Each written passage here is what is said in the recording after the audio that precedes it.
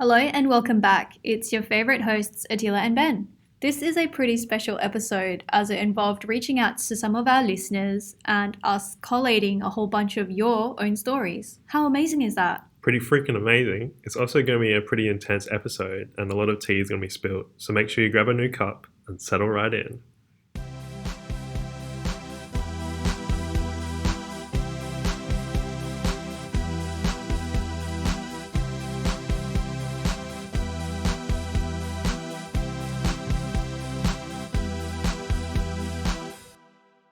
So essentially, we'll be discussing, anonymously I might add, some student experiences of terrible supervision.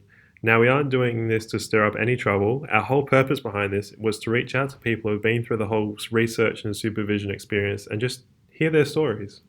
Yeah, and to bring about awareness that there are lots of different people and personalities in life, and how important it is to find a supervisor that you connect with and that supports all aspects of your needs where possible. Also, do keep in mind that this is one person's side of the story, and a disclaimer that we will be discussing mental health issues, depression, and suicide.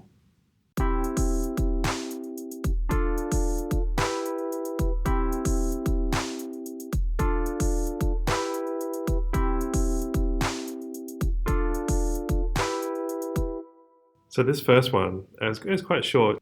I received no emotional support from supervisors. That would be tricky coming from, I'm quite an emotional person, so I would expect a level of emotional support. Definitely. And I think the whole doing a PhD is quite emotional, like you're going through stress and many challenges. Yeah, and that could just be the person you are. Some people may not need a lot of emotional support. And emotional support isn't, them giving you a hug or saying, you're doing a good job, you're doing great all the time. Sometimes it's just a little gesture of how are things actually going? How are you actually progressing? It's okay if you're not where you think you're going to be. Like, it's just little things. Yeah, exactly. A conversation goes a long way to easing that troubled mind. Or like you're crying in their office and they give you a tissue or a pat on the back. Like, that's emotional support too. And some people can't even extend that. Like, I've heard stories of students crying in someone's office and their supervisor kind of just like brushing them off, Yeah. Anyway, so the second point is my supervisor had no clear plan for my project, made me run what felt like disconnected, useless, and random experiments, and that at the end of my PhD, made me string together a story to tell from my results. Oh my god, that's the last thing you would want on top of a PhD, just more challenges ahead. I thought that you would have a clear project in mind as you started and kind of built on that, especially because you submit a research proposal or a couple of pages of summary of what you're hoping to do before you even start a project, right? That's it. Even you have a plan, even if it changes a bit, surely with that change plan, with the new direction, the new markers, the new targets, I would have thought there's a pretty logical way to go, but it's being misled like that, an unnecessary challenge. The third point on this, my supervisor was going through my thesis, and every time there was a small mistake, for example, wrong units or typos, they would stop reading completely and send it back to me. Can you imagine how many versions or how many rounds of feedback you would have to go through if somebody stopped reading at a typo or one sort of small-ish mistake in the scheme of a whole thesis? Yeah. To have to send that back to you for you to correct so that they didn't find any other mistakes like that in the future document. But then, I don't know, wouldn't it be a bit more efficient to just keep going anyway, but highlight what the student needed to change and then having a look at that revised edition in the next round? Oh, definitely, 100%, especially with how long a thesis is supposed to be. That document was going backwards and forwards so many times. That's actually pretty bad. Yeah. I couldn't deal with that. No, me neither. I think I'd just be tempted to just delete anything with a number or unit and add it later. Yeah, and imagine if you're writing a thesis and you've got graphs and figures, if they weren't happy with a particular graph, that you'd have to go back into that program, redo that graph, copy and paste it back in. It actually is these little things that take so long, don't they? It's a little housekeeping and formatting things. Exactly. Oh my goodness. Okay, this next one I'm going to read from another student. My supervisor did not provide any training in lab skills, and I was not assigned a postdoc or a more experienced student early on to buddy up with to learn about what it was like to work in a lab. I was basically thrown in the deep end and expected to have an understanding of very complex assays that I had had no experience with before. My supervisor always raised their voice at me at the slightest inconvenience and did not listen to other students. This situation actually gave me depression that has lasted up until now for the past 5 years, which was diagnosed only recently. It is really important for supervisors to understand that students straight from an undergraduate degree can be extremely intimidated when moving into a lab with such distinguished and experienced people all around them, and that a detached demeanor does not necessarily represent a lack of interest or commitment on the student's part. Perhaps if a student appears detached, it may be worthwhile to ask why they are disinterested, what is going on, and sometimes it could uncover other problems. I was also in a position where all my supervisors were long-time collaborators, and I was not told how I would be able to reach out to someone from the university to confide in and talk about workplace bullying. No resources were made available to me, and it is very important for the university to look after the mental health of their students. So what did I do? How did I deal with it? Essentially, I did not deal with it and became incredibly depressed. I couldn't sleep for days at a time and had very strong suicidal intentions. Unfortunately, things never improved, and it kept escalating with essay-length emails criticizing my work ethic and adherence to rules. Supervisors were walking out of my presentations or not even attending my presentations at all. I felt like I had no one to talk to, and in the end, I was so burnt out that I had to take a year off to recuperate. I think that there needs to be a greater scrutiny of bad supervisors and a safe channel, perhaps even a third party from the university itself, for complaints and investigations to go through. Because these academics and researchers are sometimes invaluable to a lab, their flagrant behavior becomes swept under the carpet at the cost of the well-being of their students, which results in deterring budding scientists from pursuing science as a career.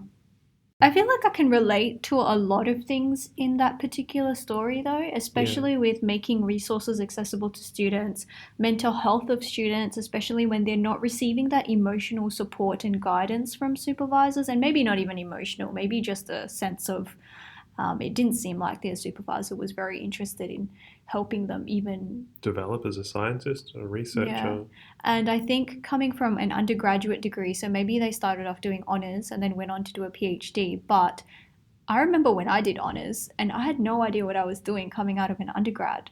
I can't imagine what it's like to have to be thrown into the deep end of a lab like that when you have absolutely no idea what's happening. Exactly. I can imagine being more lost, what to do first, if you're doing it correctly. I mean, not to mention as well, like the stress of trying to like just present that work, ask your supervisor, like who do you turn to for help in that situation? There's just Yeah, it's a bit brutal that some of their supervisors were walking out of their presentations or not even attending their presentations at all. yeah, really, really disheartening. I don't know how Disheartening, yeah. I don't know how I'd turn up the next day.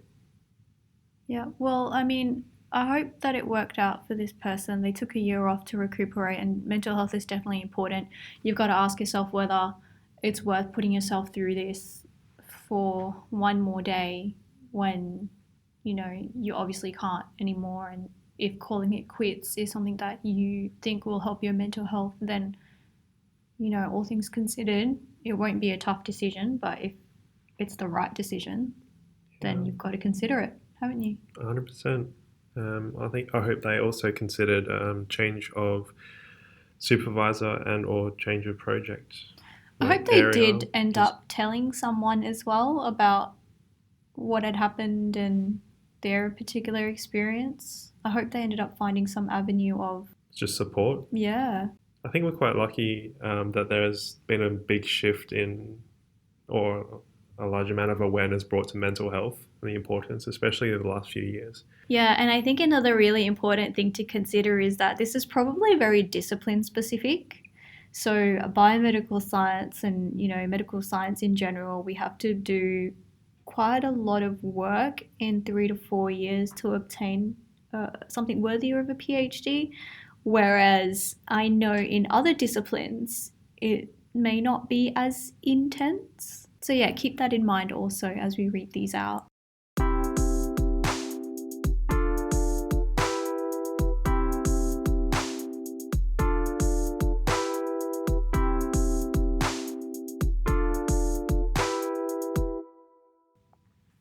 One of the most negative experiences that have gravely impacted my project was a change in supervision. One minute, my whole team was intact, and then everything was in pieces the next minute. My supervisors had a falling out with each other. I think I should have noticed things weren't right, but I was entirely oblivious. Small things were happening, such as my supervisors were missing meetings, the project was moving slowly with no progression, and it was becoming hard to get a hold of some of the supervisors and other members in the lab. Eventually, they sat me down and caught me up with what was going on. I was really upset about this. We tried to work together, but it was impossible to work in a team where people don't get along. I felt abandoned, like a child whose parents were divorcing. This delay has impacted me a lot and taught me the importance of having good relationships with your supervisory team. Dealing with it, I found, was initially quite hard. I felt like this just stopped the project for a couple of months, and it took some time to readjust everything. My supervisors didn't resolve their issue, and they made it clear that they could no longer work together, so we just got new people. This was really stressful because I was 2 years into the project, so now I had to catch up the new people and updated them with everything that had gone on so far. The new people brought in new perspectives on approaching various tasks in the project, which has also caused some delays and changes in direction. Although some of these changes have been positive, I felt like the project has done a full 180 degrees. I like the divorce analogy because that's Yeah. really stressful and pretty much is a similar situation Yeah. if your supervisors in your professional lives were going through that kind of thing. You kind of look to them and for direction and support, and having them disconnected like that and them missing meetings and things just It seems a bit unprofessional that adults in a working environment can't. I don't know. I mean, I have no idea why it didn't work yeah out and what the issue was, but it just seems to me like if you have a student, and obviously this student is doing their PhD, trying to get work done to lead to something that is a major part of their life, you would think that you'd be able to keep it together and work together for. I don't know. What do you yeah think? Is that an assumption that I shouldn't? no, it's difficult to say. I guess people We sometimes just don't really get along, don't they? That's true, but we also don't know how long these supervisors have been working together, so they could have a long-standing collaboration. But But what could have changed 2 years into the project that they had this bad falling out kind of thing? I'm not sure. I don't know. I can't Yeah. even begin to imagine. It just seems to me, on the part of the supervisors, to be quite unprofessional. 100%. I want to add as well, the person who submitted this, they felt it was partly up to them to notice something wrong with their supervisors. And that things weren't right? I got to kind of disagree. I feel like perhaps they were keeping it somewhat professional until things really got out of hand and things unraveled. I don't know how quickly it unraveled, but as a student, you've got other concerns in your list that are much higher, like experiments, or you're trying to prepare a paper, you've got a conference coming up, So it's not on them to kind of notice that things were falling apart. I don't think they should blame themselves for that. Yeah. Um, And I think that's also something that people say when things start happening or things going wrong. You're like, oh, I should have seen this coming. yeah, It's like a natural thing, isn't it? yeah, I should have done something. I should have. Yeah. I don't know if you were aware though. Yeah. It's a I don't know. That's a whole other thing. Well, 2 years in, things fell apart, and now I feel like probably they are almost finished. So hopefully they have been able to salvage the rest of the project and end up with a PhD out of it, and hopefully a good lesson as well on finding a good supervisory team and having great relationships, as they mentioned, and not just in your supervisory team, and maybe in future collaborations as well. It's a life lesson learned there for sure. The next one. As a person who started research not so long ago, I have not experienced a lot in this research life. So simply, I've not experienced many bad things yet. But I think it's because I have a good supervisory team. One thing I'd like to add, even though it's not really a negative experience, but occasionally my supervisors get very busy during certain time periods and become really hard to get a hold of. But I can totally understand this, as everyone experiences something similar in our life. Most of the times, though, they are easily approachable and respond very well. How did I deal with things? How did it improve? Essentially, I put in more effort to see my supervisors face to face. Basically, I go to them, their office and things like that. And I contact them more just in case they miss important emails in a busy period. In a very urgent case, if I really need to get a hold of them, I will contact them via phone, which is usually not required. Sounds good. And very good on the student for being very proactive, though. I mean, Yeah, I think we can relate to having supervisors that are quite busy all the time. definitely. I think it goes the other way as well. I think at least for our main supervisor that we share, if he's very busy, he'll stop by our desk even for 5 minutes, and he'll Just like hey, how's it going? Is there anything you need from me? Any exactly. emails I need to know about? Yeah. So it's good that he stops to do that. So another one, I have a big supervision team of 4 different supervisors, all needed for different reasons. Sometimes they disagree with each other, and I end up having to choose a side. Typically, it's 2 versus 2 in the supervisory team, and I listen to both sides and decide which way it goes. I had a meeting with all of my supervisors last year about the analysis for a paper that had been tricky to get my head around. My supervisors had arranged for me to talk to a stats consultant because they hadn't done it before. I went to my supervisors to talk about the work I had written, and they all disagreed with me and each other. There was about 30 minutes of them sharing their opinions. None of them agreed with each other, and they went on describing why each other were wrong. I felt completely overwhelmed, lost, and unheard. How did I deal with it, and did things improve? At first I cried. Then I told them I wanted to end the supervision with them and leave the group. The next meeting I told them how frustrated I had felt, and they listened pretty well. I told them how I wanted to proceed, and they all respected that choice. Things felt pretty tense and awkward with my supervisors for a few weeks. It's all fine now, and I'm happy with how it's going these days.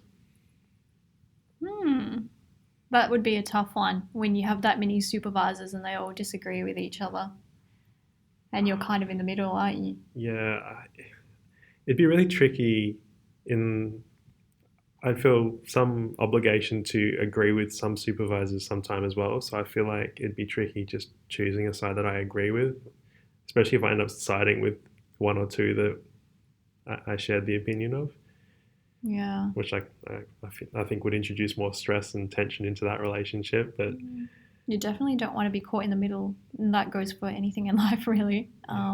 So I really admire that this student had the nerve to confront them and told them, I need to regroup, I need to think about things, and I don't like where this is going, and actually opened up about how frustrated they had felt. Definitely, that was probably the best thing they could have done in that situation. Yeah, I'm not sure I would have been brave enough to do that in that situation. So, props to this person. That's crazy brave. Obviously understandable that things were awkward and tense for a while. Yeah. And I think that would just make me want to bury my head in the sand. But yeah, I'm glad it's all fine now and that they're happy with how things are going these days. Definitely. Yeah, sounds like they're very on top of things. Next letter. I've been fortunate enough to have good supervisors all through my honours and my masters. However, I do remember one time where I was supervised by someone who wasn't providing me useful feedback after sessions and was constantly interjecting during my sessions. How did I deal with things, and did it improve? For future sessions, I'd ask for feedback and try to understand that everyone has different teaching and mentoring styles, so I kind of just went along with it. Yeah, that's fair. Sometimes it's not easy to, especially perhaps, different supervisors, especially for a master's. I could be wrong, but I'm thinking for a master's, you get a certain amount of time to do a particular research project. Yeah. Perhaps, it wasn't like you're spending 2-3 years with this particular supervisor. Maybe it was just for like a 12-week clinical prac. And then after that, that's it. Bye. It's okay to put up with that. Yeah, 100% agree. This is the next letter. So one of my supervisors puts a lot of pressure on me. This in itself is not a bad thing, but I'm the type of person that puts a lot of pressure on myself. So this makes it extremely difficult for me as I constantly feel like I'm underperforming and there is someone on my back. That'd be a tricky one, I think.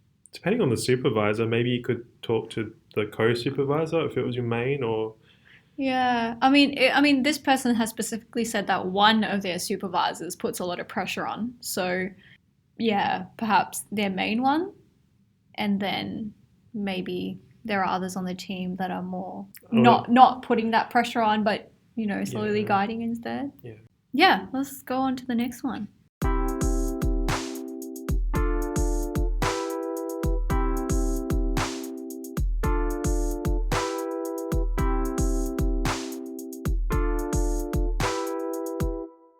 This particular letter is a little bit longer, and they've summarized a lot of issues that have come up in their particular working environment. So Ben and I will take turns reading some of these dot points, and then we'll kind of summarize them all at the end with how this person kind of dealt with some of these things. Overwork has been a constant issue. Supervisors are expecting too much of their PhD students, which in my opinion is very unfair. Supervisors should not expect students to work out of the 9 to 5 workday hours. It is highly unethical to expect students to work overtime that they're not paid for. Ooh. I think everyone doing a PhD knows how tough it's meant to be. You kind of start feeling bad that you're not doing work outside of 9 to 5, don't you, sometimes? Yeah, definitely. I think as you go on as well, I think that pressure to do work outside of those hours increases. But this person kind of has a point. Like, why should I be doing work outside of 9 to 5 when I'm being paid like minimum wage? Yeah. But then also I need this to get my PhD, so Exactly. I kind of need to. But also then there's like the trade-off. Working extra time outside of those hours, you finish it sooner. So Do you? Is it like time in lieu? No, some people are like working. Like, I know students that have started their PhDs working like 7 a.m. to like 10 p.m. and it's like not on them that they're not getting results. Maybe experiments aren't working, or this happens or that happens, but they're constantly working outside of that 9 to 5. Oh my goodness. And like, there's not much to show for it in the way of results, but it's not on them for the lack of trying, if that makes sense. Okay. Good. And it's kind of like, the story I heard is quite contrasting. So one of my supervisors mentioned that she had a student who finished their PhD in 3 years, but they worked 7 days a week for 3 years. But why did they have to do that? Why didn't you work 5 days a week and enjoy the weekend kind of thing? Like, is it worth it to have done all that work 24/7 essentially for 3 years? That's the golden question. I think maybe that question is subjective. It comes down to the student. And comes down to the project, comes down to the supervisor. But I just want to put my 2 cents out there that life is short and... enjoy your weekends. Not just that, but there's greater things in life than your PhD and your project. Yeah, I understand it can be all-consuming sometimes, and sometimes you even go to sleep thinking about the next day or... troubleshooting the day you just had. Exactly, but like, life is just so short, it's not worth making it the be-all and end-all, And I hope my supervisors don't think that I'm not putting in the work. Like, yes, I am, but I'm all about like a healthy work-life balance as well. The key to mental health. I think so. And I've been really lucky that I've not been, in this recruiting stage, but I'm sure when it comes down to analysing results and writing, then I will be spending more time outside of that 9 to 5 doing work. But the fact is, I haven't had to do it every day, every week. Yep. And I don't think other students should be doing that too, personally. Yeah, I gotta agree. This kind of flows into our next one, that supervisors are completely reliant on their PhD students, at least at the 3 universities that I've worked at, to generate data for grant applications. This puts undue pressure on PhD students. Interesting. I don't have much experience with that myself, or I haven't heard anything about it. Oh, me neither, but that's interesting. And but I wouldn't be surprised, right? Because whatever projects we're working on are essentially extensions of our supervisor and their work. Yeah. So it kind of feeds back on each other. Definitely. It's kind of exciting to think it's going into a grant, but I guess with that as well, there's pressure to get it done by certain times, like certain deadlines. The next one, there is very little supervision in the lab, which is to be expected as supervisors are not even in the lab most of the time. They're busy applying for grants, etc. The way research funding is structured, it is nearly impossible for supervisors to recruit a postdoc who can supervise the day-to-day activity of students. Did you have a postdoc when you started? In my old lab, technically yes. In this one, yeah, I did. Yeah? Yeah, Because I've never had a postdoc or another experienced student to help me, but my supervisor has been very good in showing me how to do things and finding people who are able to help me. So I've never felt unsupported in a lab environment. okay. And I think having my supervisor in the lab, like watching me, would make me more nervous than anything. I'd prefer to, yeah, kind of learn and then do it myself. But they have a point. Sounds like your supervisor has a good balance, and I think that as long as supervisors recognize that there needs to be some sort of guidance in the lab, that Yeah. Well, this reminds me of some of the earlier letters that we've read about being thrown into the deep end in the lab and not having a postdoc to guide them or even another experienced student. So in some labs, it's very important when you're doing complex assays, for sure. definitely. Time and time again, I've seen supervisors recruiting PhD students without even so much of a coherent experimental plan in place, much less a project or funding. I've seen PhD students spend a year and a half on their PhDs writing ethics applications. While writing ethics applications is a critical skill, in my opinion, it puts undue burden on students. Supervisors should have all administrative work completed before they hire PhD students. I feel like as a student who spent the first year or so of my PhD writing ethics applications, feel personally attacked. I feel like I can share my thoughts on it since I actually submitted all the ethics applications for my project. Oh, sorry, you did as well. Thanks, Ben. I do agree with this particular letter that writing an ethics application is a critical skill, and I feel like I learned so much throughout the process. But do I agree that my supervisors should have had all of that work completed before they hired the PhD student so that the student can just come in and do it? I think it would take a lot of the burden off my shoulders, and perhaps now I wouldn't be, if I had that extra 6 months or so to have started that recruitment phase kind of thing, it would put a lot of pressure on me now in the scheme of the timeline. I think there's a delicate balance to it. I mean, it wasn't that bad. The thing that took so long is waiting for the actual committee to discuss your project, because that could be months, and them sending you feedback and back and forth, changing all of the paperwork. That takes time. So that was the only thing. And the actual website, because through this particular hospital, we have to use a particular site, and the actual website itself is the most annoying thing ever. They don't make it easy for you, that's for sure. But do I wish my supervisors had done an ethics application so I could just get straight into it? Yes. Because it would take... But then I also understand that... You learned a lot from the process. I did. I feel like this project is like my baby. Like, I've been there from the start. You know, we did the ethics applications, we did the protocol, we did the ethics applications, it got accepted, and then we started the recruitment, we ordered all our equipment, and now we're recruiting, and a few months from now we'll be analysing, etc., etc. So I feel like to have been there from the very start, starting off with that ethics application process, is really important for me. Definitely. But yeah, of course, I would always prefer somebody else do the work now that I know how terrible it is. But I think overall it was a great experience. But I think it depends on the project. If you're doing things like, other things, if it's not too tedious, like a human study, perhaps if they could have obtained. What would you want to share about your experience? Because you were telling me just now, you were whispering that you had to do your own ethics application as well. I had to do my own ethics application as well. I think it's a good task for the student to complete. I mean, it's a learning curve that we would not have been exposed to before. I think at the same time, if it takes too long, then the supervisor should have already a bit of the groundwork set, and then the student comes in, takes it over, writes the research proposal at the same time.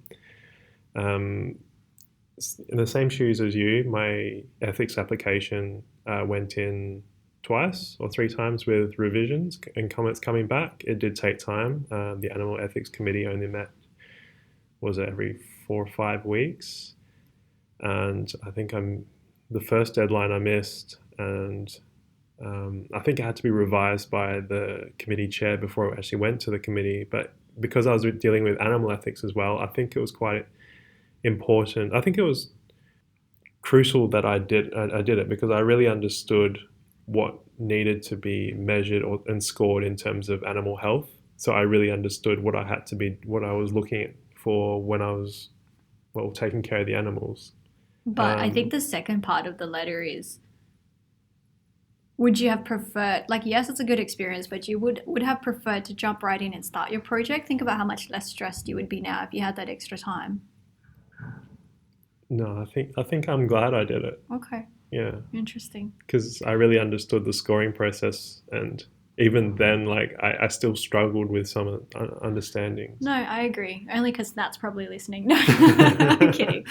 No, I think I'm grateful that I went through it as well, but I can understand how much pressure it would put on other students. Definitely, it's not an easy thing to do. No, But I'm glad I did it. Supervisors are overly protective of their work and dissuade PhD students to talk about their work with other senior researchers in the school. This not only inculcates an untrusting nature in students, but is detrimental to scholastic endeavors of research. What is the point of research if there is no exchange of ideas? In one particular instance, there was a third-year PhD student had been using a wrong reagent for almost all their experiments. If the student had talked to other researchers, they would have caught the mistake early on, but they were prohibited to do so by their supervisor. Ooh. I've never been told not to talk about my work or anything with anyone else. I have. Oh, you have? Yes. Oh. Unfortunately, I think there's a lot of there's a race to publish an idea before someone else does, and I think with that comes a lot of, I've got this idea, I'm not sharing anything unnecessarily.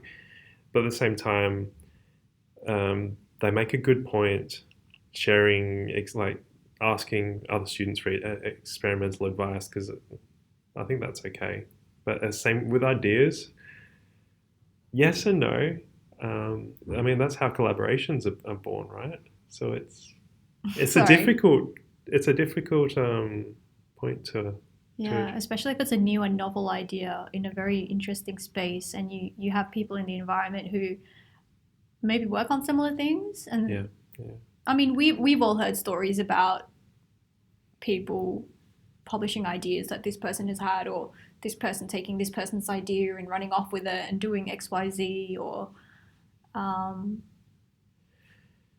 Yeah. like it does happen. It's unfortunate that it does. It really doesn't. Yeah. Can I say though, this whole time when you were reading that, I thought of a meme. And the meme is basically, don't you hate it when somebody publishes an idea that you had in 1995? I'll have to find it for Instagram. Dear. Thumbnail right there. Yeah. Supervisors are completely oblivious to the mental health needs of their students. Most of the time, the only advice students in distress get is suck it up and get over it. It's part of being a PhD student. It's part of being a researcher. Students are in no way prepared to handle the pressures that a PhD entails. Students don't know where to seek help, and when they know, they don't get any help. They struggle. I personally know of a PhD student who was suicidal and tried to seek help from university counselling services. The counselling services at this particular university were so taxed and underfunded that they had no appointments for the next 3 months. Yeah, that's tough. I can actually completely understand that these counselling services get so overbooked. Usually they have a triage situation where they'll see you really quickly, and if it's something really urgent, then they'll try and talk to you and figure something out.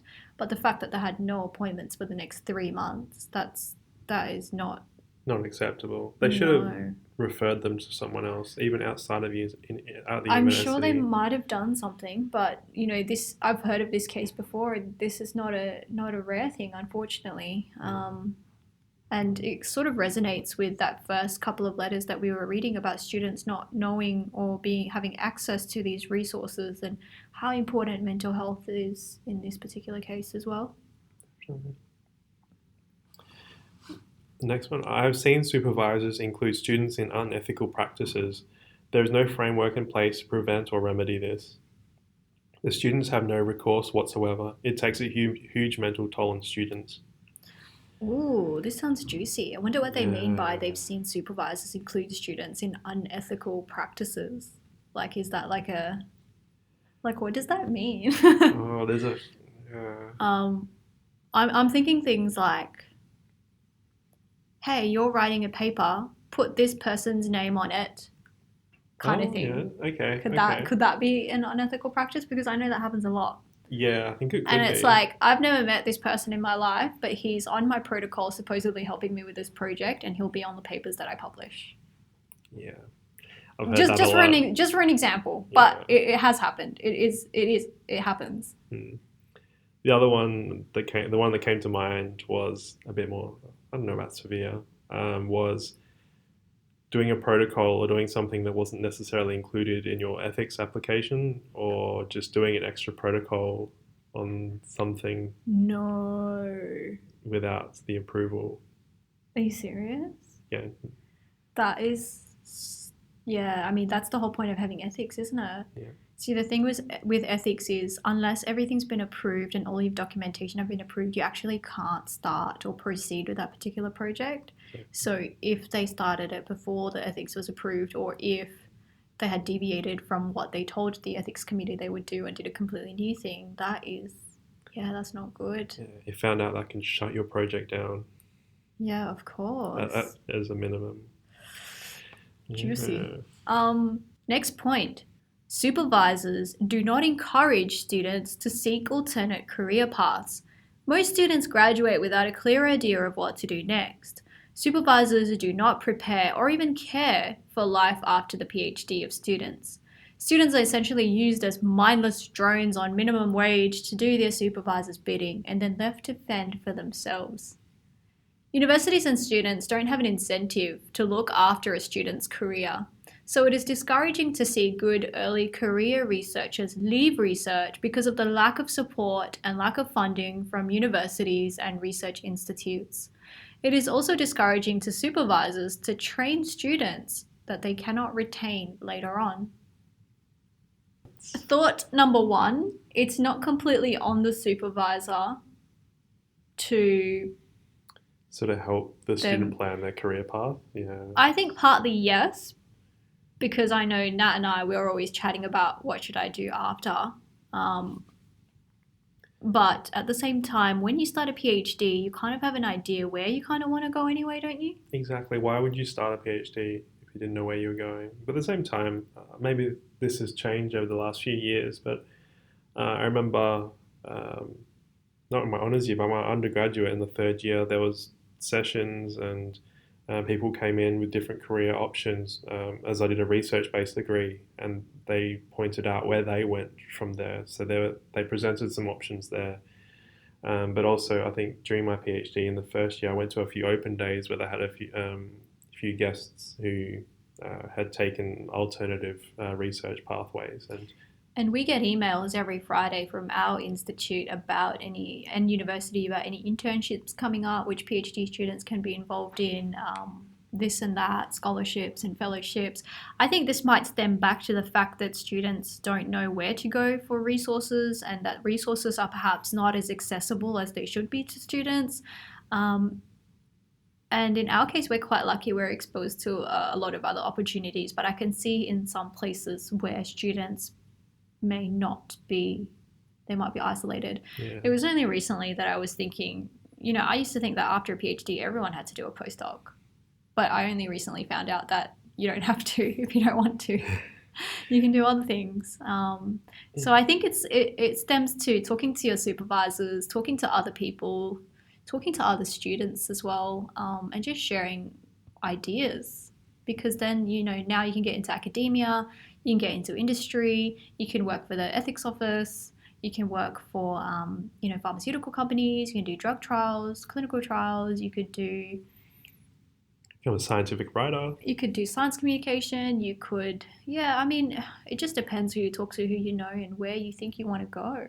Exactly. And you were saying something about being a patent lawyer. Yeah. And you needed to have You need to have master's or a something, you need to have a PhD to get into it. So you got to realize as well that a PhD not just is training to become an effective researcher, but you develop so many other skills along the way. Transferable skills. Yes, transferable skills. That's the phrase I'm looking for. But next point. So the PhD students are treated as hired hands, and intellectual input is not encouraged. The strategy of most supervisors is do this because I said so. Time and time again, I've seen students complete their projects without understanding what they do. That's a bit concerning. Yeah, I'm just reflecting on the fact that I'm glad that my supervisors are constantly encouraging me to question everything, question the project, what else can we do, what else is out there, and not just, do this because I told you to. Because I think I would crumble under that kind of mentality. Yeah, definitely. I mean, doing something without knowing what or why, it's just, you got to understand, for example, what an assay is for so you can apply that in the future, especially if you continue down research, or it's just good in life lessons, I think, to understand why you're doing something. Next point. Students do not have a say on how their consumable funding, which is usually provided by the university, is used. Many a times, I have seen consumable funding that is meant to be assigned for a particular student being used for other projects.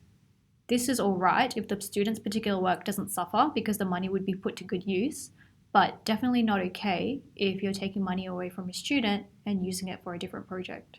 Yeah, definitely. That's like I think that's non-ethical supervisor practice. So the university, for those who don't know, provide, I don't know about master's students, but I think PhD students are assigned a certain amount of money from the university that we can use to buy things like equipment and consumables, lab stuff. Yep.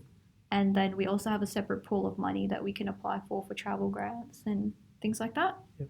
So our supervisors are the ones who usually access those funds, not the travel funds and stuff, but the actual consumable funds. So the fact that this particular supervisor has been using that money for other projects, I don't know. Then again, we know how underfunded research projects are, and if that particular student has money and they're pretty fine on the consumable side, why don't you use that money anyway? I think as long as the student doesn't suffer, because the money to support the student in their project has been coming from somewhere, right? Yeah, but just because you can do it doesn't mean you should. No. But you see it all the time, like stepping away from students, sitting like grants and things, like people chop and change where grant money is spent. But that's another topic. That's the culture of research and funding as well, which has driven people to desperation to steal from students. Yeah. So the next point, PhD students are asked to supervise undergraduate students. While supervision is a key skill to acquire, it should not take precedence over PhD work. Ooh. I kind of want a little student to take under my wing and guide them and help them through their project, but at the same time, they have a point. Like, if you're so busy right now, you can barely keep your head above the water. Imagine having to look after another student who needs your guidance and your support. Yeah, it's slow you down and got to teach them. I feel like when you're doing that, their project takes precedence over your own. And in the beginning of your PhD, you're kind of settling in yourself. You have no idea what you're doing. And then towards the end of your PhD, you're so busy and you have so much work to do that in those two particular extremes, you just don't really have time for others, do you? No. Supervisors tend to push for publication, which is not really their fault, sometimes even when clearly not all of the work has been done.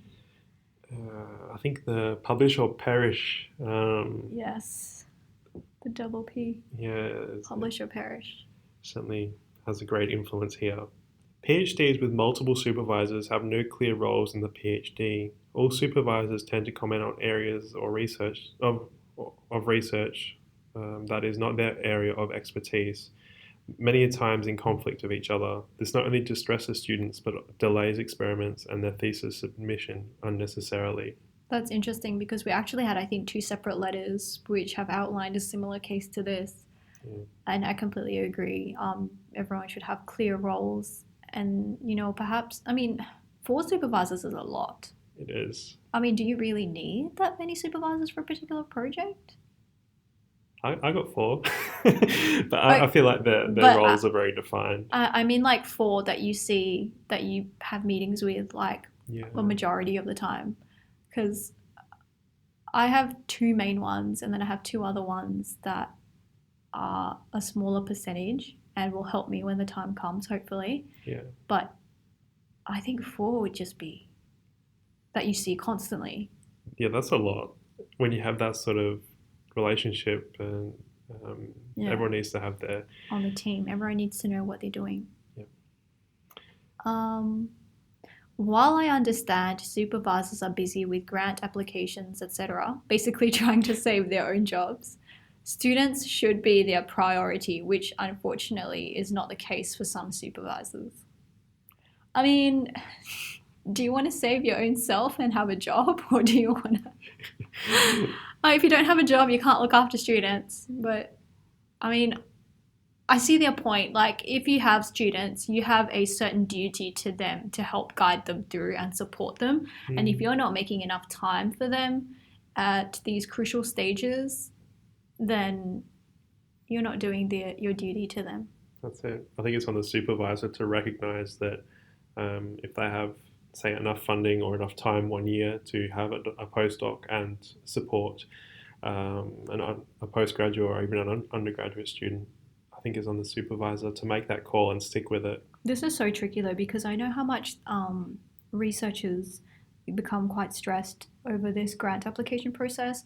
And it's like a cycle. You have to apply for grants, and if you get the money, then you can do your research. If you don't get the money, you can't do your research, then you can't publish, then you can't apply for grants, then you don't get any money. Like, it's just kind of a cycle, isn't it? Yeah. There's no job security.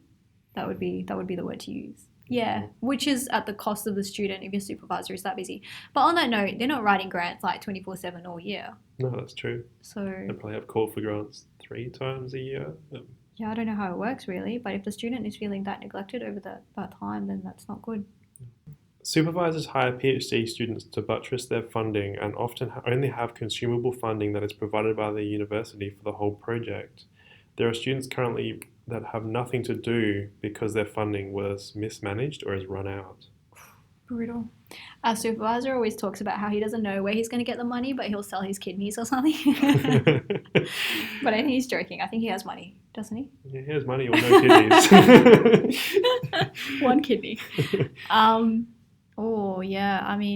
I've heard of this as well. Certain projects being taking an unplanned turn, or things not working out, and scholarships have had to be extended to the point where there is no more money for the student anymore, which is stressful, depending on why that has happened. Yeah. If I run out of money, I'm out. Just putting it out there now. I want to get this done while I'm still getting paid for it, because after that, like, imagine having to work. Perhaps you're working full time, you have a family, but you also have to finish up your research. Like, how do you manage that? The short answer is I don't think anyone can, or at least not realistically within a they'll be working overtime, they won't be getting paid for it, and then it's just this endless cycle, isn't it? Yeah. It takes its toll on you. So how do they deal with it? Did things improve? Things never improve in academia. The universities have no incentives to do so. The supervisors do not. The governments do not think basic science is important, and consequently have no vested interest in the improvement of PhD students. If student unions are in cahoots with universities, I'm afraid things are not going to change for students. I am leaving academic research for good and seeking alternate career pathways. I have seen distressed students become suicidal and quit their PhDs. I have even seen such students being blamed for not having what it takes to do a PhD. My moral and ethical standards do not permit me to be a part of such system. Wow. I actually think that was a kind of a good summary of the whole episode. Yeah, the whole episode. And I mean, props to them for writing all that down, not just their own personal experiences, but from people around them as well, and summarizing it so well. And the fact that they're leaving academic research for good to seek other career pathways kind of shows how all of these little points have kind of become one big point for particular people, Definitely. which is interesting. Yeah, just strength to them for being able to recognize that it wasn't good for them, for their mental health, for those around them, and that change wasn't going to happen at least as quickly as they wanted to. So um, I guess the action here is to take a step back and move in a different direction. I mean, it's a little bit sad that people who have had passion in science and, like he's mentioned earlier, career researchers and researchers who have passion and interest in science and want to have a career in science, but have had to look elsewhere and do other things apart from research, which is where they might want to be because of other factors like supervisors, the toxic environment, the funding, the lack of support, accessibility to resources. It's disheartening. Yeah, it really is. But on the other hand, when it goes right, like after a lot of the points we've mentioned, how our supervisors have done the right thing, or they've been there, they've been supportive, we've received the support. It's I mean, for us, it's good to highlight what other people have gone through, but also for us, it's an exercise in reflection of our immediate, our project, our supervisors, our environment. Mm-hmm. Yeah. And in a way, we're quite lucky, I guess, aren't we, Ben? Yeah, 100%. We are getting the support that we need to develop. I mean, so far, so good. Can't speak for the future. It might all kind of fall apart, but I mean, if it keeps going the way it's going, we're pretty happy, aren't we? We're on the right path. We're on the right path. So again, we want to highlight that these are individual stories of people who have gone through these particular experiences, and that your experience may be similar or it may be completely different. Either way, we'd like to hear from you if you have anything to add. So please do reach out and know that there are always resources that you can go to for help. What we'd like to do is end the episode with some tips on perhaps points to consider when you're in troubled waters, things to think about, what you may want to do to help yourself get out of that situation. But of course, these particular things are things that only you can decide for yourself. So you really have to sit down and think about what you want out of life, I guess, when things aren't going right. Tip number 1. Set your own limits. Don't let someone else push you to take on more than you should. Which is easier said than done because as students, supervisors kind of pile on work on top of us and we kind of feel like we have no choice sometimes but to go with it, don't we? Yeah, or you want to just please them. Yeah. So, but yeah, set your own limits. Know what you can do in your timeline and what will fit and what won't. work on your goals and what your aspirations are. Don't let someone else project theirs onto you. I like that. Build relationships with all of your supervisors and make them all accountable and responsible for your progress and well-being. Keep in contact with people in your department, staff members and students. This is important not just so you have someone to turn to, but so they know what's normal for you and can help you realize something is amiss before you find yourself engaged in an all-out psychological warfare.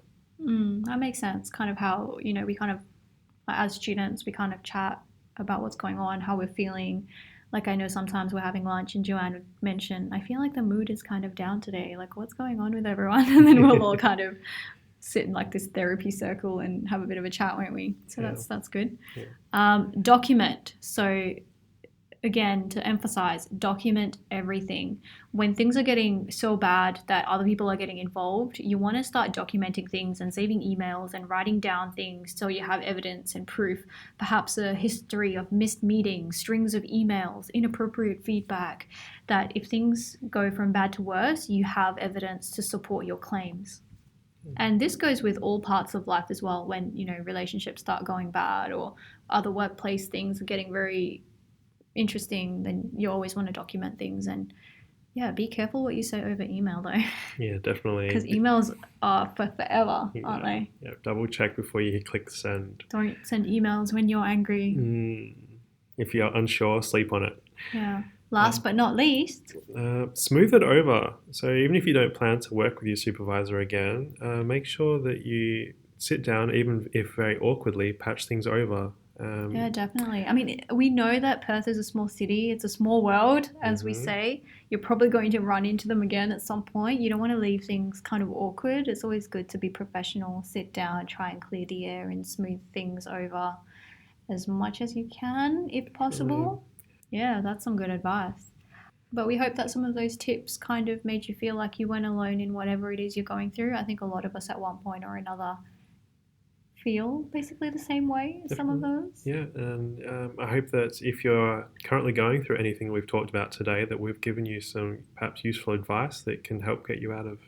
Slump that you might be in. Yeah, And yeah, please do reach out and talk to people. We will post some important phone numbers and emails when the episode in the episode notes on who you can speak to, things like Lifeline, and seeking help and channels that are there for you 24/7 so you can reach out to someone.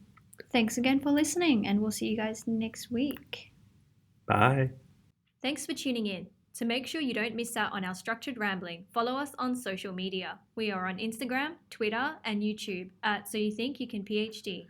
You can also check out our website on Podpage and Anchor FM. Please rate and review the show, let us know your feedback, and if there's anything you'd like to hear on a future episode. Or even just to say, hey, we'd love to hear from you. No. Serious inquiries only, please. Thanks again. Bye.